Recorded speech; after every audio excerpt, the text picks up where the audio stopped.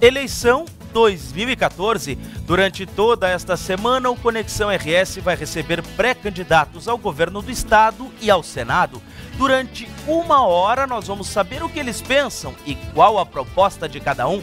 Além dos jornalistas da Ubra TV, estão conosco os profissionais do Portal Sul 21 e do Portal Terra que atenderam o nosso convite. Desde já, nós agradecemos. Para começar a rodada de entrevistas, está conosco nesta segunda-feira o pré-candidato ao Senado pelo PDT, Lazier Martins.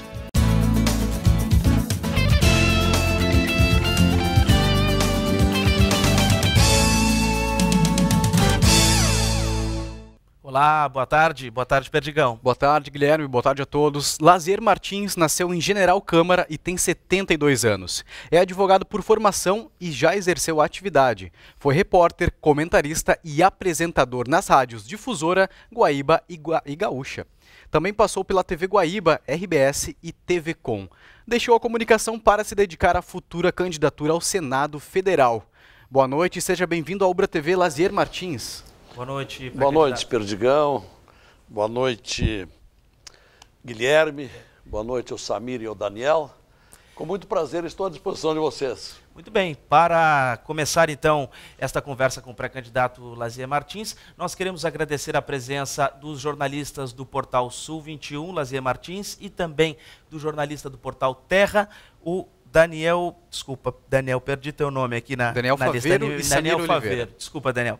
Muito obrigado por vocês terem aceitado o nosso convite e vamos então começar esta conversa com o pré-candidato Lazier Martins. Lembrando que você também pode participar e fazer sua pergunta pelo Facebook, é facebook.com/UbraTVCultura, facebook.com/UbraTVCultura. Daqui a pouquinho a gente vai liberar também o telefone para você fazer sua pergunta, a produção vai nos passar a sua pergunta e nós vamos fazê-la então ao Lazier. Também vai estar conosco daqui a pouco o professor de jornalismo da PUC, Tércio Sacu. Bom, a gente começa então falando sobre o Pacto Federativo, né? O governo federal ele fica, por exemplo, com a maior parte dos impostos, entre eles aí aqueles que incidem sobre a renda e os capitais. Os estados arrecadam então aquelas tarifas e tributos sobre mercadorias e serviços e os municípios, por sua vez, levantam os valores sobre a propriedade predial. Como eu disse, mais da metade do valor arrecadado fica com a União. Pré-candidato, esta lógica, ela está correta ou precisa ser invertida? Olha, Guilherme, é uma lógica, que eu não direi que nem é lógica, é uma realidade perversa.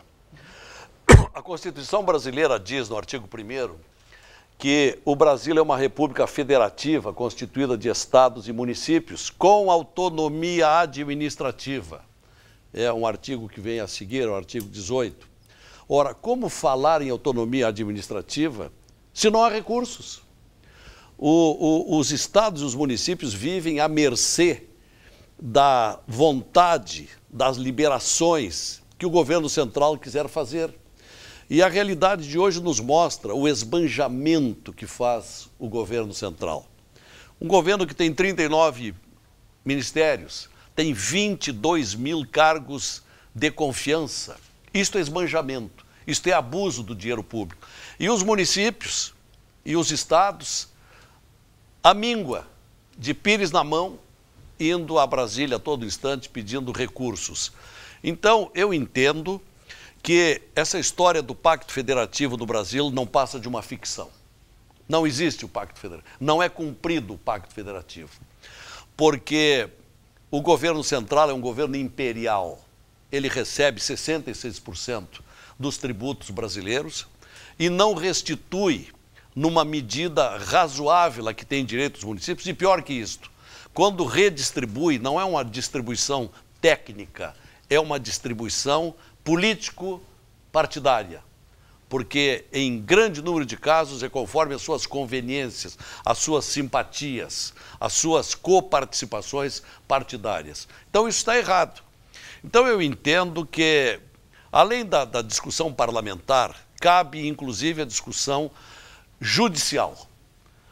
Recorrer ao Supremo Tribunal Federal e pedir que a justiça brasileira obrigue ao Poder Executivo a cumprir o Pacto Federativo, proporcione aos municípios e aos estados uma melhor distribuição. Porque o que existe no Brasil não é pacto federativo. Isso não pode ser previsto numa lei, de repente proposta também pelo Senado? Sim, mas isto já houve projetos, mas projetos que acabam sendo engavetados. Porque você sabe, e os nossos telespectadores sabem, na sua grande maioria, que nós temos hoje um domínio do poder executivo sobre o judiciário, sobre o legislativo. Basta lembrar que o Congresso Nacional de hoje tem 80% cooptado pelo poder executivo. Apenas 20% é oposição. Além disso, tem esta questão polêmica, controvertida das emendas parlamentares. As emendas parlamentares fazem com que o parlamentar dependa da vontade do governo central para receber as verbas e distribuir conforme as suas conveniências para o seu eleitorado. O que, aliás, entre parênteses, diga-se desde logo, torna injusta a competição eleitoral, porque aquele que já está exercendo o poder parlamentar, ele tem algo que aquele que quer entrar não tem. Ele tem a emenda parlamentar para beneficiar os municípios, que ele bem entender, e depois chegar lá e cobrar. E aquele parlamentar que distribui a verba da emenda para determinados municípios, ele conquista aquele município, facilita a sua eleição. E aquele que está chegando não tem a mesma facilidade. Então, esse é um outro aspecto e que, no meu entender, propicia a discussão judicial, porque se depender de acordo parlamentar é muito difícil, porque temos um parlamento subjugado pelo Executivo. Certo. Samir Oliveira, do Portal Sul 21, bem-vindo. Pergunta, Samir. Bom, boa tarde aos colegas. Pré-candidato Lazier Martins, boa tarde. Sim. O senhor trabalhou durante muitos anos no ramo da comunicação, né, e sempre foi assediado por partidos políticos para concorrer durante diversos momentos. Por que o senhor tomou essa decisão, então, nesse momento, né, nessa eleição, e por que escolheu também o partido PDT? Olha, Samir, essa é a pergunta que todos me fazem. Eu cheguei à conclusão de que o que eu tinha para dizer na comunicação, a crítica, a cobrança, eu já tinha feito. Mas o fator principal que me moveu a ingressar na política foi a indignação. Eu cansei de cobrar, de criticar esse desmoronamento da política brasileira, né? As malversações, os desvios, o loteamento de cargos, essas coisas todas. E o Brasil, um país rico, de tanta gente pobre e carente de tantos setores que dependem do serviço público e que não são atendidos. Então, em vez de criticar, eu entendi que poderia abrir mão daquela zona de conforto, que era realmente uma grande zona de conforto, trabalhar numa empresa poderosa, uma empresa grande, ocupando espaços privilegiados, mas não tinha influência, tinha um poder de crítica regional. Então, colocando o meu nome à disposição de um partido, provavelmente, sem ser um Dom Quixote, mas com mais possibilidades de propor alternativas e de cobrar dentro do parlamento aquilo que está errado. Com relação à escolha de um partido, fundamentalmente por duas razões. Primeira razão, porque o partido que eu escolhi é o Partido da Educação, que é a maior carência brasileira. E o PDT tem no seu artigo 1º do programa partidário priorizar a escolarização das crianças e dos jovens. É prioridade. E teve um governador, que foi talvez o melhor governador que esse estado já teve, que foi Leonel Brizola, que num período de apenas 4 anos de mandato construiu 6.231 brizoletas, aquelas escolinhas pequenas, mas que permitiam ao menos o início do aprendizado. E depois o turno integral também é proposta e realidade do PDT, e o reconhecimento de que o PDT é um partido que tem como prioridade voltada para a educação. O segundo aspecto foi uma homenagem póstuma ao meu velho pai. Era um homem simples, mas era um trabalhista fervoroso, homem que admirava Getúlio Vargas, que costumava ler trabalhos do Alberto Pasqualini, o grande ideólogo do PDT, uma figura fundamental no partido, e depois Leonel Brizola. Então, por essas duas razões principais, eu optei por esse partido. O senhor, a gente percebe, doutor Lazier, que houve uma ascensão dos partidos de esquerda após a ascensão ao poder então do presidente Lula. Hoje o senhor se considera de esquerda ou de direita dentro do PDT? Guilherme, eu acho essa questão extremamente controvertida. Eu, há cerca de 20 anos, assisti a uma palestra no Plaza São Rafael, promovida pela DVB, que trouxe dos Estados Unidos um grande conferencista internacional chamado Alvin Toffler. Os mais velhos devem lembrar. O Alvin Toffler disse mais ou menos o seguinte: nós estamos entrando numa época de grande predomínio das novas tecnologias. E neste contexto, não há mais que falar hoje em dia em direita e esquerda. Há que se falar em política de resultados. Interessa aquilo que se consegue propiciar o bem público, o bem-estar público. Isto é o que importa na política. E eu penso da mesma maneira. Porque como nós vamos falar hoje, Guilherme, em esquerda e em direita, se aquele que se chama da esquerda, que é o PT, está abraçado no Maluf, né? A quem chamou agora para participar da campanha ao governo de São Paulo, se mistura com Renan Calheiros, com o José Sarney, principalmente Sarney, tido como um modelo de extrema-direita, né? Por outro lado, se nós relembrarmos a história do próprio trabalhismo, aqui no Rio Grande do Sul, eu sou daquela época, eu sou mais velho de vocês, embora não pareça tão velho quanto a idade que eu tenho, mas no ano de 58, o Leonel Brizola foi eleito governador do Rio Grande do Sul, tendo como coligado o PRP. O PRP era extrema da extrema-direita. E, no entanto, foi coligado e o Brizola fez uma grande gestão. Então, eu não considero, eu desprezo esta questão ideológica de direita e esquerda. Isto, para mim, hoje é lorota. Isso, para efeito de gestão pública, não interessa. Porque aí nós vamos olhar nos governos do Brasil. Santa Catarina elegeu, na eleição passada, um governador do Democratas. Pernambuco elegeu um governador do PSB, Partido Socialista.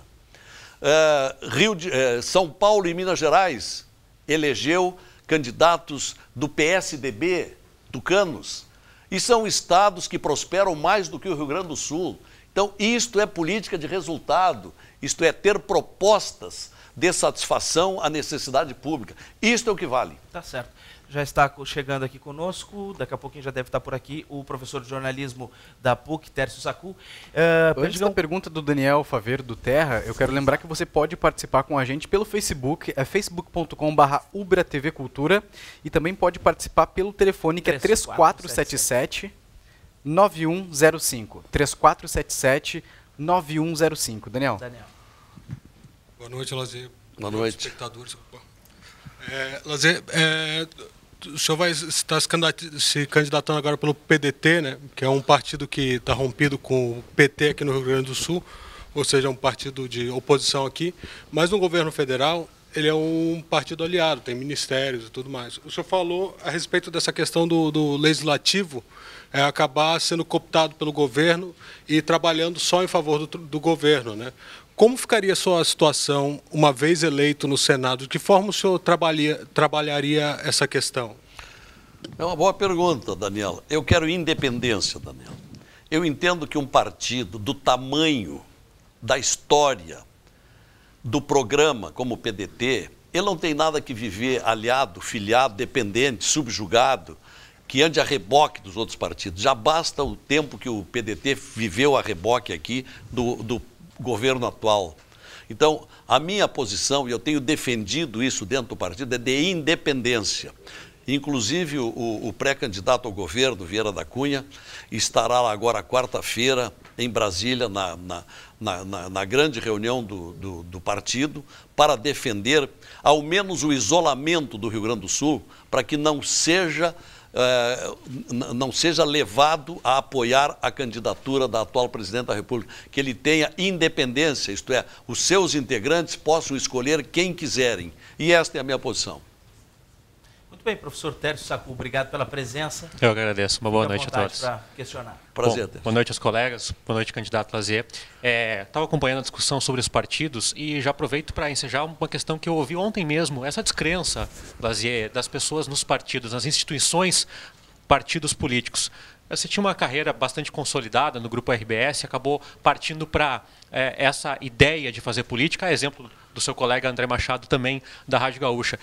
O que faz você acreditar que efetivamente pode fazer um papel diferente de algum outro candidato, de alguma outra postura, de alguma outra candidatura que se apresenta com relação a essa crença, a essa credibilidade da população que está tão desacreditada? As próprias pesquisas de opinião mostram que há um grande percentual de pessoas que não acreditam em nenhuma das candidaturas, tanto em âmbito legislativo quanto em âmbito executivo. É uma questão verdadeira essa, Tércio, verdadeira e lastimável. Eu compartilho desse descrédito com a política, mas isso não pode continuar. Eu acho que nós, que tivermos disponibilidade, devemos entrar para a política, e muita gente me aconselhou a não entrar na política, muita gente chegou a dizer que eu estava louco em deixar uma grande empresa, espaços privilegiados e um poder de crítica muito forte pelo tamanho da audiência que tem a empresa, a RBS. Mas eu cheguei à conclusão de que não adiantava ficar lá, não adianta criticar o tempo todo. Então eu vou fazer as manifestações, se tiver a oportunidade, porque nós estamos numa época de pré-campanha. A Justiça Eleitoral ainda não permite que se faça campanha. Então nós estamos falando aqui em tese. Se tiver a oportunidade, se passar pela convenção, o partido deve fazer a convenção agora na semana que vem, no dia 21, lá em São Borja, numa homenagem aos grandes trabalhistas que lá estão sepultados, Getúlio, Jango e Brizola, e exatamente no 21 de junho, que é a data que corresponde a 10 anos da morte do Brizola.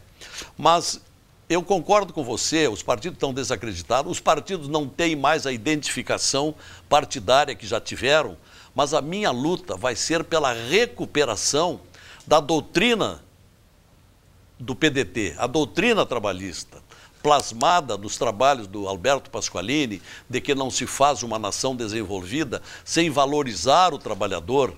Nós dependemos para o nosso crescimento do trabalhador, da educação e da capacidade de gestão.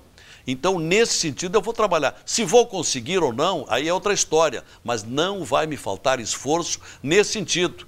E eu estou acompanhando com muito interesse quem serão os outros candidatos ao Senado do Brasil, e, se possível, reunirmos um grupo, constituirmos lá uma frente para combater esse estado de coisas, essa deterioração a que chegou a política, porque é melhor trabalhar lá do que simplesmente cobrando pela imprensa. Já tem uma participação pré-candidato pelo telefone. Pelo telefone, 3477-9105, é o Paulo, do bairro Moinhos de Vento. Ele está perguntando quem vai ser o seu suplente ao Senado. Não temos ainda. Perdigão, né? Isso. Não temos ainda. Isto a quem está decidindo é a direção do partido. Deverá sair ou entre o Democratas ou do PSC. Estão discutindo. Há vários nomes sendo cogitados, mas não está definido. Acho que até meados da semana que vem, até quarta-feira da semana que vem, acho que teremos a definição de quem será o pré-candidato à suplência. Bom, pré-candidato, nós vimos aí no Rio Grande do Sul, durante o ano que passou e nesse ano também, uma série de escândalos aí envolvendo a fraude no leite. Agora, por fim, temos a questão do bromato na farinha de trigo. Como é que deve ser feita a fiscalização nos alimentos e de que forma o senhor, no Senado, pode contribuir com um aumento no rigor dessa fiscalização para que a população se sinta mais segura na hora de comprar e consumir os alimentos? Guilherme, existem órgãos em profusão, fiscalizadores da prestação de todo e qualquer serviço. O que não existe é responsabilidade, o que não existe é rigor nesta fiscalização. Então, uma vez detentor de um mandato, eu entendo que o parlamentar tem obrigação de cobrar. Eu, se tiver a oportunidade de chegar lá, eu serei um persistente requerente de autoridades para que venham a plenário, às comissões, responder. Por que aconteceu isso? Por que deixaram acontecer isso? Por que estão fraudando o leite? Né? Por que estão fraudando o vinho? Porque não há responsabilidade, não há seriedade no serviço público. É por isso que decaiu tanto o crédito no serviço público. É por isso que aquela população, aquelas multidões emocionaram o Brasil, indo em junho do ano passado às ruas, exatamente para protestar contra os maus políticos e contra os maus serviços públicos. É porque ninguém cobra. Eu quero ser um cobrador. Certo. Samir, tem pergunta? Sim. Lazier, em 2010 o candidato José Fogaça concorreu ao governo do estado e o PMDB teve uma derrota bastante significativa para o partido. E muitas análises justificam essa derrota no sentido de que o PMDB e o Fogaça não subiram em nenhum palanque nacional aqui no estado, não apoiaram com consistência nenhuma candidatura nacional. Qual a sua posição nesse sentido? Em que palanque presidencial o senhor pretende subir, apoiar esse ano? O seu partido apoia oficialmente o governo Dilma, mas o senhor também está coligado com democratas que apoia o Aécio. O senhor tem uma posição definida nesse sentido de que candidato à presidência o senhor gostaria de apoiar, gostaria de subir no palanque? Olha, eu não pretendo, pelo menos por enquanto, salvo uma melhor análise, subir em palanque algum para presidente da República. Não tenho essa disposição até este momento. Bom, agora com relação àquela eleição do Fogaça, aquela participação do Fogaça e vitória do Tarso, o Samir, eu quero dizer o seguinte: depois do governo Lula, que teve muitos méritos, mas teve grandes defeitos, houve um crédito quase unânime no Brasil inteiro de que a sucessora indicada por ele seria eleita. E no Rio Grande do Sul, o candidato do PT permitiria o famoso alinhamento das estrelas, que acabou não acontecendo. Isto é, formou-se uma mentalidade, uma convicção de que, sendo a Dilma presidente da República, uma gaúcha adotiva, convinha eleger um governador da mesma linha, porque seria beneficiado, receberia muita ajuda para recuperar o Estado, mas não aconteceu. Então foi uma eleição fácil, exatamente pelas expectativas, pelas esperanças dos gaúchos, esperanças totalmente frustradas. Por isso eu acho que qualquer que fosse o candidato para concorrer naquela situação não ganharia a eleição, a não ser o candidato do governo do PT. Bom, antes de passar a palavra para o Daniel, tem mais uma pergunta pelo telefone. Nosso telefone não para, viu? 3477-9105, você pode fazer a sua pergunta então, né? Também. Parabéns. Muito bom. Bom, quem fala aqui é o Carlos Augusto, do Chapéu do Sol. Ele quer saber... Bom, faltam 2 dias para a Copa, praticamente, né? Ele quer saber, na sua opinião, se o senhor acha que a Copa vai deixar algum legado? Qual seria ele também? E qual seria? Algum legado vai deixar. Vai deixar. Tem algumas... Aqui em Porto Alegre, nós tivemos... A urbanização da Beira-Rio, que ficou, não sei se vocês têm ido lá, e os telespectadores nem todos moram na capital, mas ficou muito linda. Aquela arborização, aquela pavimentação, aquele viaduto que foi construído. Aquele viaduto eu só não gostei do M de Mazembe. Não, mas isso ali é maldade, porque tem o M para valer tantas outras coisas, né?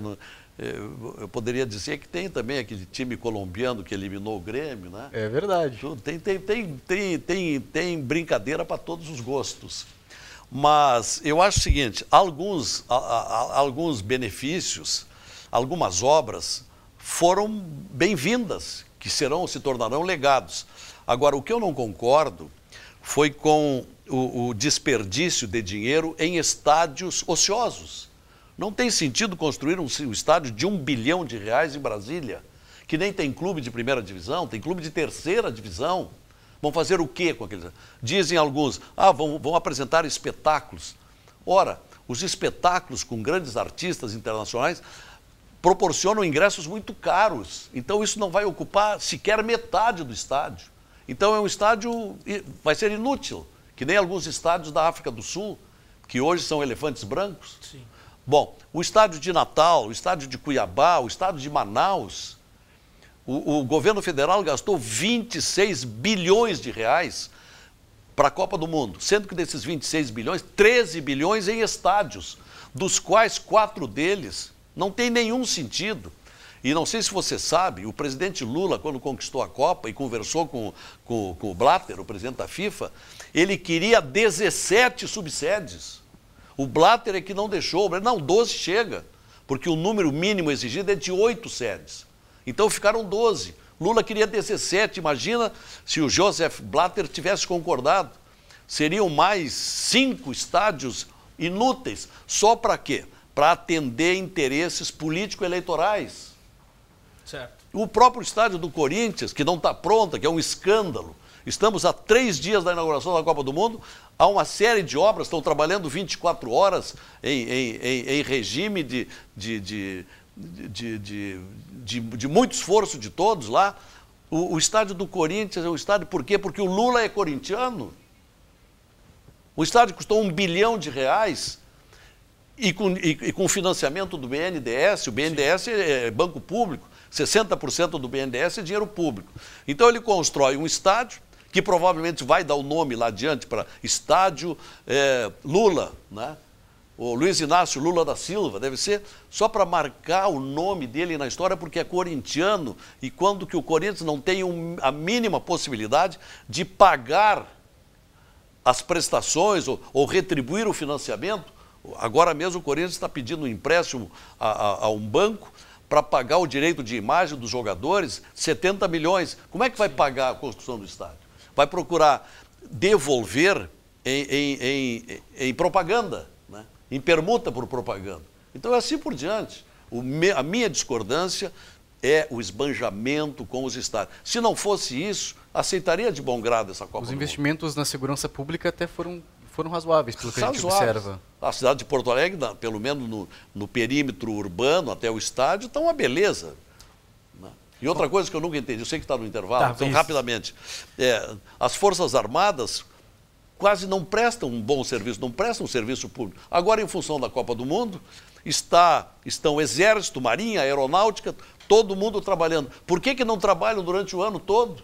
Se serve para uma Copa do Mundo, por que não cuidar da segurança? Por que não cuidar das fronteiras, a entrada de armas e drogas? Então, Copa do Mundo é importante, o resto não é importante. Vamos fazer uma pequena pausa nessa conversa com o pré-candidato ao Senado pelo PDT, Lazier Martins. Na volta, a gente garante a palavra para o Daniel do Portal Terra e para o professor Tércio, que já estão aqui conosco. A gente já volta.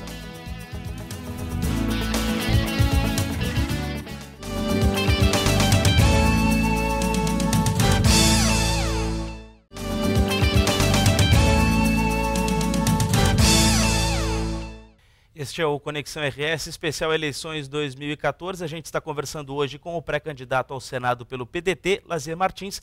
E agora quem faz a pergunta para o pré-candidato, então, é o Daniel Faveiro, do Portal Terra.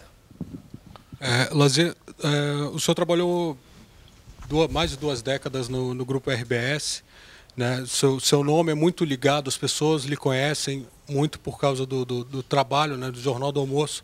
O senhor sempre vinha com suas opiniões, né, falando sobre vários assuntos. E querendo ou não, muita gente, quando ouve o seu nome, tem isso em mente, né, a sua carreira jornalística. O senhor teme que de alguma forma o senhor possa ser visto como um candidato ligado à RBS?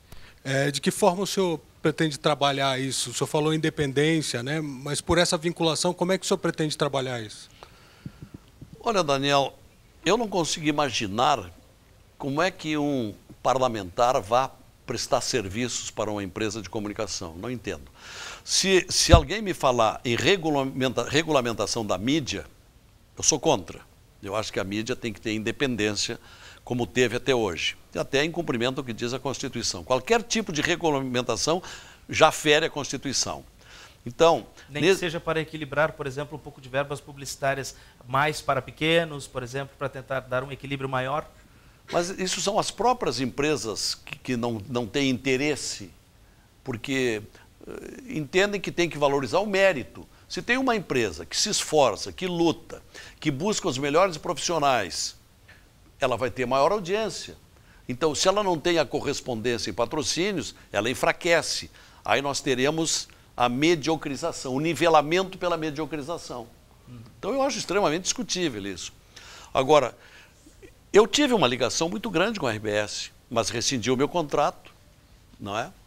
Em condições muito cordiais, muito amigáveis. Sempre fui muito valorizado pela RBS. Deixo lá grandes amigos, muito respeito e muita gratidão. tanto quanto, Daniel, pela Caldas Júnior. Eu não sei se você sabe, eu trabalhei 24 anos e meio na Caldas Júnior, na Rádio Guaíba, onde eu fiz a minha formação de rádio, que aquilo lá era uma escola de rádio, magnífica escola de rádio. Trabalhei no Correio do Povo por 6 anos, fazia crônica esportiva, e trabalhei na TV Guaíba, onde inclusive fui o chefe de esportes nos últimos anos. Então eu tenho tanta ligação com a Caldas Júnior quanto com a RBS. E bem lá no comecinho da minha vida de jornalista em Porto Alegre, eu trabalhei na Rádio Difusora, que hoje é a Bandeirantes. Então eu não vejo por que algumas pessoas procuram me vincular a compromissos com a RBS. Eu não tenho compromisso, eu tenho respeito por todas as emissoras de comunicação, pela Pampa, pelo Jornal do Comércio, pelo Correio do Povo, pela Zero Hora, onde trabalhei 2 anos, inclusive, no início dos anos 90. Agora, por que eu vou ter, vamos dizer, protecionismo a uma ou outra empresa? Eu não posso fazer isso. Eu sou candidato, ou pré-candidato, do Rio Grande do Sul. Se for eleito, eu serei um senador do Rio Grande do Sul pelo PDT. Agora, a RBS, qual é o mal que tem trabalhar na RBS? Não pode concorrer a uma eleição por ter trabalhado lá. Os sindicalistas que recebem espaços na mídia a todo momento, os jogadores de futebol, os artistas de televisão, esses podem concorrer. Agora, sendo jornalista de uma empresa, não pode. Uma empresa grande, uma empresa que dá emprego para 6.400 empregados, uma empresa que tem a preferência dos leitores, dos ouvintes, dos telespectadores, qual é o mal? Então eu acho uma malícia tentar me vincular a compromisso quando não existe nada disso. Professor Tércio. Candidato Lazier, volta à questão dos partidos, porque me parece que ainda é uma questão muito latente por se tratar de um candidato novo dentro desse cenário de políticos que tem muito respaldo histórico. E eu queria tocar num ponto nevrálgico que tem sido remetido, na Rádio Guaíba chegasse a tocar nesse ponto também, queria voltar a esse assunto. Se fala muito da descrença nos políticos em função de obras superfaturadas, de problemas de corrupção no governo que estão associadas a grandes corporações que têm esse espaço para fazer esse tipo de manifestação dentro dos governos. E aí se discute novamente o financiamento público de campanha como um possibilitador para inibir esse tipo de processo, esse tipo de corrupção e até tornar mais igualitária a relação entre os partidos concorrendo e talvez distribuindo melhor a verba partidária e o espaço entre essas organizações, voltando a que eles tivessem uma identidade, que a população identifique daqui a pouco no PDT um partido, no PTB outro, no PMDB outro, no Partido dos Trabalhadores outro. Queria que tu avaliasse essa questão, a possibilidade do Brasil ter um financiamento público de campanha no futuro. Esta é uma questão difícil, Tércio, né? É uma questão difícil. Eu, a princípio, sou a favor do financiamento público, mas sei que grande parte da população é contra. Inclusive, em determinado momento, fiz um programa na TV Com, no programa que eu apresentava, e a maioria dos telespectadores se pronunciaram radicalmente contra, entendendo que já há tanto dinheiro público desperdiçado, por que também em campanhas políticas? Um outro argumento é de que ninguém vai conseguir apagar e impedir o financiamento clandestino. Caixa 2. Caixa 2. Né? Tem muita gente que dá contribuição e não vai para a contabilização. Então, como fazer? Esse é um problema muito complicado. O que eu entendo é que haja cobrança do eleitorado daqueles que procuram proteger os seus financiadores. Porque realmente, hoje em dia, os financiadores, os bancos, por exemplo, os bancos nunca ganharam tanto dinheiro na vida, né? Agora, quem é que proporcionou essa política de lucratividade para os bancos? Não foram os parlamentares, foi o governo. O governo Lula proporcionou benefício para 2 camadas fundamentais, para a mais alta e para a mais baixa. A mais alta, os bancos e as financeiras. Tudo que é vantagem para ganhar bastante dinheiro. E para mais baixas, Minha Casa, Minha Vida e o Bolsa Família. E a classe média, que é a grande maioria, continua aí passando trabalho, em dificuldades. num país que é a 7ª economia do mundo, mas quando vem a ONU fazer o levantamento do IDH, do Índice de Desenvolvimento Humano, da qualidade de vida, o que constata, como no ano passado, daqui uns dias vai sair o levantamento desse ano. Do ano passado, 82º lugar. Isto é, o Brasil é a 7ª economia do mundo e IDH, qualidade de vida, 82, é um abismo. Por quê? Porque é um país de 12 milhões de ricos, ou de gente muito bem colocada, classes A e B, 12 milhões, e uma grande maioria pobre, e uma maioria, aí sim, a maioria superior, a classe média, aquela classe que, conforme o censo de 2010, ganha entre 1.100 e 5.000 reais. Essa é a maioria da população brasileira. São 49%, conforme o censo de 2010. Então como falar em impedir os financiamentos das empreiteiras, das construtoras, dos bancos, se isso é o próprio governo que proporciona e não fiscaliza? Então, as grandes fraudes nas licitações, entram 3, 4, 5 empresas combinadas, aquela determinada que vai ganhar, porque aquela outra obra lá competirá a esta outra. Isso tem que ser fiscalizado. Para que existe o Tribunal de Contas da União? Para que existe Polícia Federal? Para que existe Ministério Público? É que não funcionam.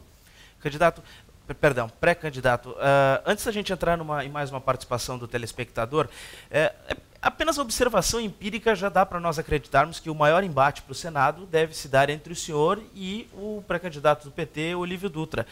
A entrada de Olívio mudou o cenário? O que mudou? Eu entendo que não, Guilherme. Eu entendo que quem ia votar no Olívio vai votar no Olívio, quem ia votar em mim vai votar em mim, e não vai mudar nada, né? Eu acho o candidato Olívio um homem íntegro, né? Decente, agora cometeu erros brutais, tanto como prefeito como governador do estado. Por isso não acredito que venha a ser eleito, né? Quais foram esses erros, Lazier? Ora, são muitos. Quando foi prefeito de Porto Alegre, ele encampou os transportes coletivos, depois percebeu que era inviável, os concessionários foram para a justiça e a prefeitura foi condenada a uma pesada indenização. Quando governador, ele mandou 2 poderosas empresas embora, a Ford e a Goodyear, né? Com isto impedindo uma grande multiplicação de empresas que iriam se instalar no Rio Grande do Sul e particularmente na região metropolitana. Esse foi um erro marcante. Esse mal está pregado nas costas do Olívio e não tem como tirar. Bom, um outro erro foi no governo Olívio também, foi congelar as tarifas dos pedágios.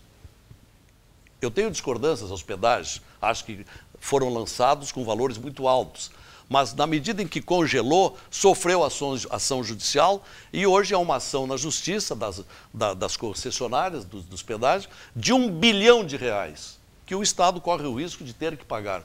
Isso para ficar com alguns itens. Bom, na questão da Ford, pré-candidato, a Justiça condenou a empresa a ressarcir os cofres do Estado em R$1 bilhão. Havia erro, então, ou a Justiça agora entendeu que não há um erro na questão da Ford ter ido para a Bahia, já que foram criadas condições lá na Bahia para que a empresa fosse para lá? Aí é um engano. O que houve, Guilherme, eu acompanhei todo esse processo. Como jornalista, acompanhei de cima. Inclusive, estava dentro do programa que eu apresentava na Rádio Gaúcha, o Gaúcha Repórter, quando o senhor Ivan Pereira, presidente da Ford do Brasil, depois de não ter sido recebido no Palácio, e a secretária do governador ter mandado ele lá para o centro administrativo, que era o senhor Zeca Moraes, que iria atender esse assunto, e o senhor Ivan Pereira ter saído dali, ido para São Paulo, e de São Paulo viajado imediatamente para Detroit, e de lá trazido a definição de que, diante do não cumprimento do contrato, a Ford não mais ficaria aqui. E foi dentro do programa que eu apresentava que o senhor Ivan Pereira desceu no Salgado Filho, colocamos um repórter numa unidade móvel, rumou para Guaíba, o senhor Ivan Pereira se reuniu com o prefeito Cornetê, saiu 10 minutos depois, não dando entrevista para ninguém, mas os repórteres foram para cima do Cornetê, do prefeito, na época do PTB, e ele, aos prantos, ao vivo na Rádio Gaúcha, disse: eu acabo de ser comunicado pelo presidente da Ford do Brasil de que a Ford desistiu do Rio Grande do Sul. Foi terrível aquilo. Bom, o que aconteceu aí com relação a essa ação judicial é que quando o governo do estado concedeu a área de Guaíba, que era 6 vezes maior que a área da General Motors, seria uma imensa empresa, maior até do que a montadora que tem ali em Gravataí. Bom, ela antecipou verbas para a Ford gastar com a infraestrutura. Como não saiu, viu, Guilherme? Como não saiu a obra, como não saiu a instalação da fábrica, aquele dinheiro ficou em posse da Ford. E foi esse dinheiro que foi antecipado para construir a infraestrutura, que o governo foi atrás e ganhou, como tinha que ganhar. Uma vez não instalada, tinha que devolver aquela verba antecipada. E, por seu turno, por uma questão de marketing e comercial, a Ford desistiu de entrar na justiça para cobrar os prejuízos com o cancelamento, com o rompimento dos contratos. Sim. Então, se tivesse havido a dívida, a condenação do Estado seria incomparavelmente maior, mas por marketing a Ford desistiu. Colegas. Você tem posições bastante firmes, e eu diria que até mais firmes do que alguns correligionários do PDT. E algumas das suas convicções falam muito sobre projetos para o Estado do Rio Grande do Sul, que deixou de ser protagonista econômico, não no governo Tarso, nem no governo Brito, mas de algumas décadas para cá. Queria que você colocasse que possibilidade que está ao alcance dos governos estaduais fazerem, ainda que seja Vieira da Cunha, o próximo governador do Estado, obras, trabalhos em infraestrutura, por exemplo, com uma dívida, com um passivo tão grande, histórico, financeiro sobretudo, e com um caixa tão emperrado como é a situação do Estado. E também, ainda aproveitando essas condições, que tipo de projetos que você pensa em propor nesse sentido no Senado, que possam desemperrar a situação do Rio Grande do Sul para o seu desenvolvimento econômico? Um deles, a repactuação da dívida, que está lá arquivada, está lá engavetada, e que a própria Dilma recuou por estar o país, neste momento, com um crescimento muito baixo, com a inflação em alta, com um período de grande desindustrialização, porque os impostos são altos, os juros são extorsivos, a concorrência chinesa é avassaladora, uma série de motivos. Então, por isso, pediu, prova de que manda no Congresso, pediu que, depois de ter sido votada a matéria na Câmara, fosse retirada de votação no Senado.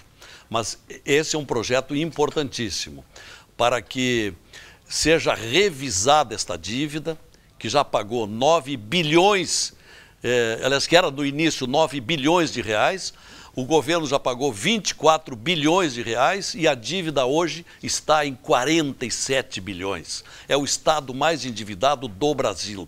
Então, que critério de correção é este?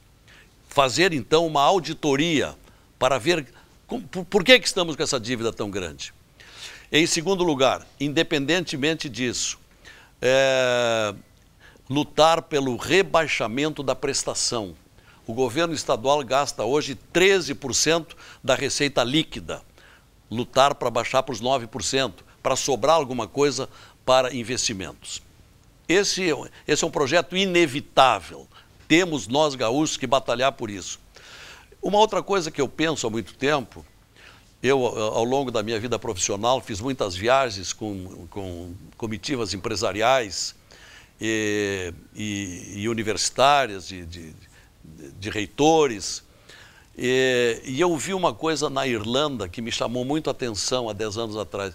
Quando a Irlanda estava praticamente falindo, eles adotaram um critério de diferenciar a imposição de tributos conforme as zonas daquele país. As zonas mais deprimidas economicamente tivessem mais benefícios fiscais, para que para lá se atraísse, para lá se levasse mais empresas.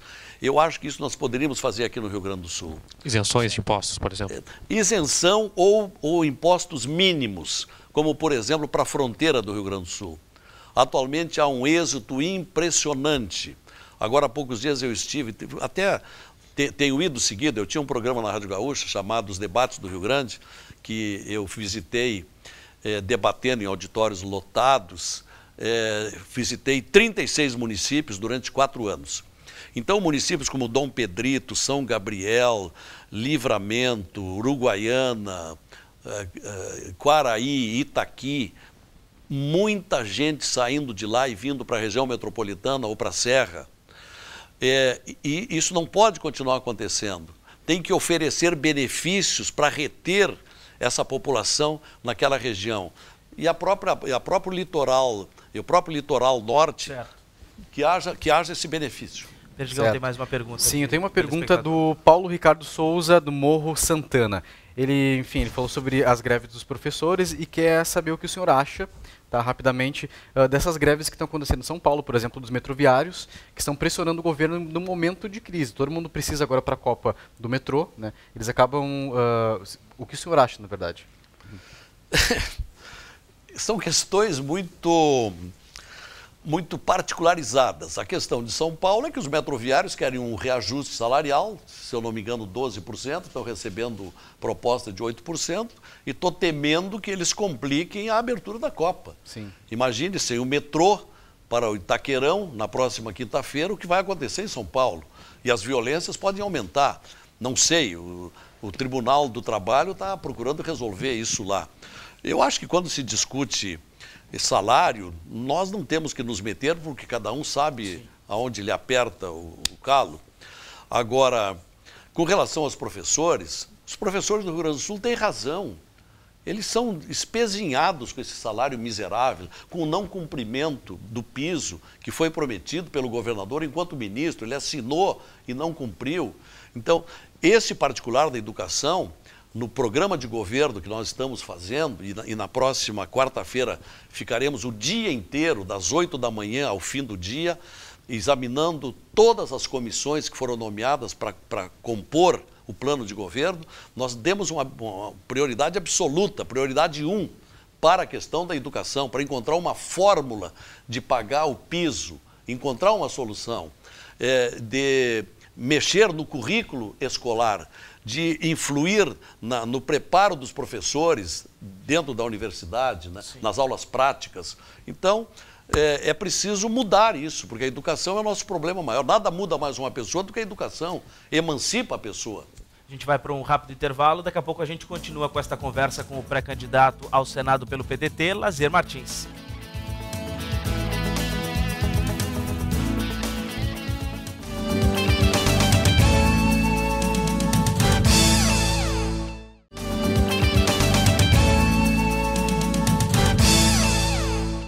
Conexão RS especial com os pré-candidatos ao governo do estado e ao Senado, hoje conversando com o pré-candidato ao Senado pelo PDT, Lazier Martins. Vamos começar então pelo Samir Oliveira, do Sul 21. Por favor, Samir. Sim. Lazier, um grande problema hoje no estado, em várias regiões do Brasil, é a questão do conflito entre indígenas e agricultores, né? A gente tem aí uma luta de séculos da população indígena por direitos e por suas terras, e também terras onde estão assentados muitas vezes pequenos agricultores, né, que estão produzindo e plantando. Como é que o senhor se posiciona nesse conflito? E o que o senhor entende que o governo federal deve fazer nesse sentido? Sucintamente, Samir, fazer inclusão social. Quantos índios no Brasil e particularmente no Rio Grande do Sul deixaram de ser índios e são hoje profissionais, respeitados, qualificados? Tem que combater a miséria em que vivem os índios. Eu visitei algumas comunidades indígenas, principalmente em Charrua, município de Charrua. É uma coisa deprimente a condição em que vive. Tem que oferecer moradia para eles e principalmente escola, para que tenham profissão e tenham uma vida digna. Daniel. Lazier, quando foi anunciada a pré-candidatura do Olívio, né, saiu no Twitter aquela brincadeira, né, que fizeram, dizendo, usando aquele episódio que o senhor levou um choque, né? Que o senhor foi eletrocutado na feira da uva, né? O senhor, como é que o senhor vê esse episódio? Isso ganhou uma repercussão nacional naquela época, né? E o senhor teme que isso possa ser usado pela militância mais radical, talvez, alguma coisa? O senhor acha que isso pode ser visto como bom humor? Para mim, bom humor. Para mim, bom humor, porque eu pergunto a você, quem é que não tomou choque até hoje? Né? Aquilo ali foi um acidente do trabalho. Eu estava trabalhando. Tinha uma vitrina de uvas, e quando eu fui entrar ao vivo no Jornal do Almoço, o meu câmera disse assim, olha, não dá porque o vidro está dando reflexo. E eu chamei o chefe dali e disse, escuta, por amor de Deus, abre esse vidro aqui para eu poder mostrar as uvas viníferas. Ele disse, não, mas não é para abrir. Não, mas por favor. Aí ele chamou outra vez. Tá, então abre, mas não era para abrir. Só que ele não me disse que aquela vitrina estava eletrificada. E quando eu comecei a descrever as uvas, o Cabernet Franc, aqui o Sauvignon, aqui este para o vinho branco, Gewürztraminer, ele estava descrevendo. E num deles eu botei a mão por trás e tive o choque. Agora, não é nada de anormal, eu encaro com... Me fraturou uma costela, né? Eu saí dali para o hospital, para o Mãe de Deus, e 3 meses sofrendo com dor, né? Mas o pessoal brinca, o que é que eu vou fazer? Paciência. Agora, não foi brincadeira o que colocaram há poucos dias ali no Face. Aquilo ali foi intencional. Foi intencional aquilo. Porque como é que o gabinete digital do governador, que tem a obrigação de ser bem cuidado, como é que facilitou? Aquilo ali se colocaram 30 ou 40 segundos, depois provocam o que pretendiam, a malícia que pretendiam, depois retira e pede desculpa. Só isso. O senhor tem medo de que as coisas possam ser tratadas dessa forma? Ataques ao senhor?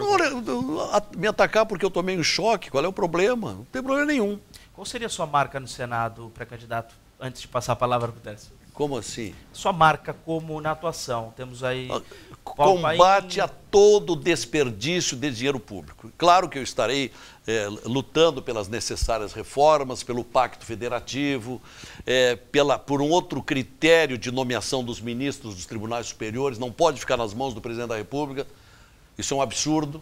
Tem que criar uma comissão de 15, 20 ou 21 pessoas, juristas, entidades especializadas, para nomear os ministros dos tribunais superiores. Eu pretendo levar esse projeto. Agora, a minha luta principal é para fazer render em favor da população os pesados impostos que nós pagamos e que são esbanjados, desperdiçados em coisas inúteis e algumas desonestas.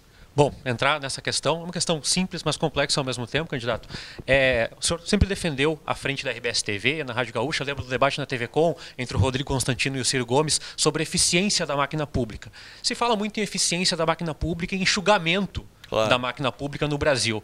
Como conciliar esse enxugamento, a redução da máquina pública e a melhoria do atendimento? Ou seja, as pessoas precisam mais do Estado para melhorar o atendimento e se fala em enxugar. Como conciliar esse paradoxo? Buscando gente competente. Eu vejo pessoas muito despreparadas para a gestão pública. É uma das grandes causas dos maus serviços públicos. Então, eu sou de opinião de que, por exemplo, haja concurso também, haja exame para quem vai entrar em CC, né? em cargo de confiança. E diminuir o número de CCs. Diminuir esse gasto com funcionários que muitas vezes não passam de cabos eleitorais e de apaniguados. E isso é gastar dinheiro público inutilmente. Bom, Perdigão, tem mais perguntas? Eu tenho uma última pergunta para candidato do Celso Fischer, de Estância Velha. Ele quer saber qual é o seu bairro Estância Velha. Ele quer saber qual a sua posição sobre o fator previdenciário. Olha, eu acho que tem que devolver ao aposentado o restabelecimento de uma renda digna que foi se perdendo com o passar do tempo. E, nesse sentido, todos os meus esforços para que se recupere esse poder aquisitivo do aposentado. Bom, então vou pedir para, antes de encerrar o Conexão RS desta segunda-feira com o pré-candidato ao Senado pelo PDT, Lazier Martins, eu queria as considerações finais do pré-candidato. Fique à vontade aí, 30 segundos, candidato. Eu agradeço muito a vocês, cumprimentos, eu percebi que a audiência de vocês é estupenda e Obrigado. Vocês fazem muito bem em promover esta série de programas e eu vim aqui com muita satisfação e desejo a vocês sucessos por esta televisão e instalações tão bonitas como tive a oportunidade de conhecer hoje à noite. Muito obrigado. Obrigado. O Conexão RS de hoje fica por aqui. A gente agradece a presença do candidato do PDT ao Senado, Lazier, do pré-candidato pelo PDT ao Senado, Lazier Martins. Agradecemos também aos jornalistas do Portal Sul 21, Samir Oliveira. Muito obrigado, Samir. Também ao Daniel Faveiro, do Portal Terra. Obrigado, Daniel. E ao professor de jornalismo da PUC, Tércio Saccu. Obrigado, Tércio. No programa especial de amanhã, a gente recebe o pré-candidato do PMDB ao governo do estado, José Ivo Sartori. Uma boa noite para você e até amanhã. Até amanhã, Picão. Até amanhã.